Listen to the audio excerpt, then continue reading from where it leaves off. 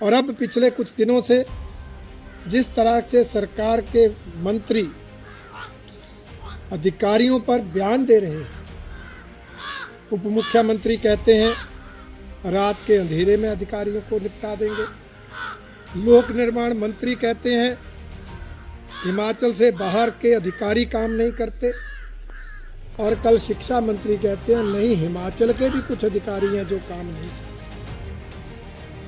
हमारी समझ में नहीं आता, या तो मंत्री योग्य नहीं है, मंत्री सक्षम नहीं है, या फिर अधिकारी बेलगाम, और ये दोनों ही स्थितियां दुर्भाग्यपूर्ण हैं। आवश्यकता होती है कि मंत्री अधिकारी एकजुट होकर काम करें प्रदेश के हितों में, जनता के हितों में।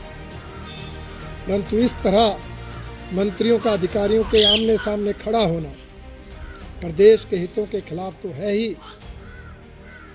गोपनीयता की शपथ लेने वाले मंत्रियों का व्यवहार असंवैधानिक भी है। भारतीय जनता पार्टी इसकी कड़ी निंदा करती है और मानती है कि कैबिनेट तो एक टीम होती है, परंतु इस सरकार की कैबिनेट अनेक गुटों में विभाजित है और अधिकारियों के साथ टकराव प्रदेश की जनता की समस्याओं का समाधान करने में रोड़ा पड़ता है।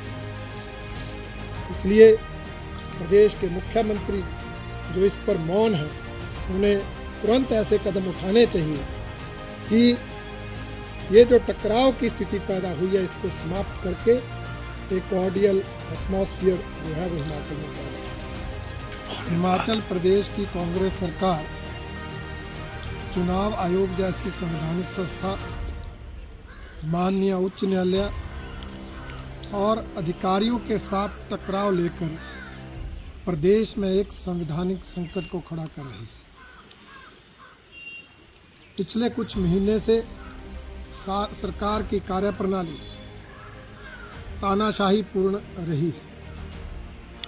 मई जून महीने में जब चुनाव आयोग शहरी निकाय चुनाव प्रक्रिया को शुरू कर रहा था, तो सरकार ने हस्तक्षेप करके उस चुनाव प्रक्रिया को रोकने का काम किया। जुलाई अगस्त महीने में जब पंचायती राज संस्थाओं के चुनाव की प्रक्रिया शुरू हुई, तब भी चुनाव आयोग के निर्देशों की अवहेलना करते हुए ना तो रोस्टर जारी हुआ, ना मतदाता सूचियां प्रकाशित हुई, और ना ही उपायुक्तों ने चुनाव सामग्री एकत्रित करने के लिए किसी को भेजा। कुल मिलाकर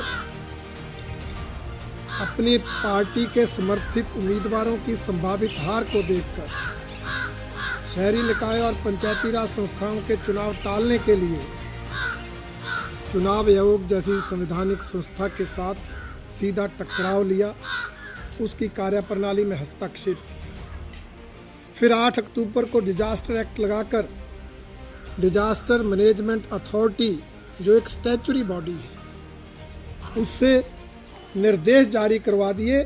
चुनाव आयोग जो एक संवैधानिक संस्था है, स्टैच्यूटरी बॉडी संवैधानिक संस्था को निर्देश नहीं दे सकती, परंतु ऐसे निर्देश देकर संवैधानिक संकट हिमाचल प्रदेश में खड़ा करने का काम इस सरकार ने किया।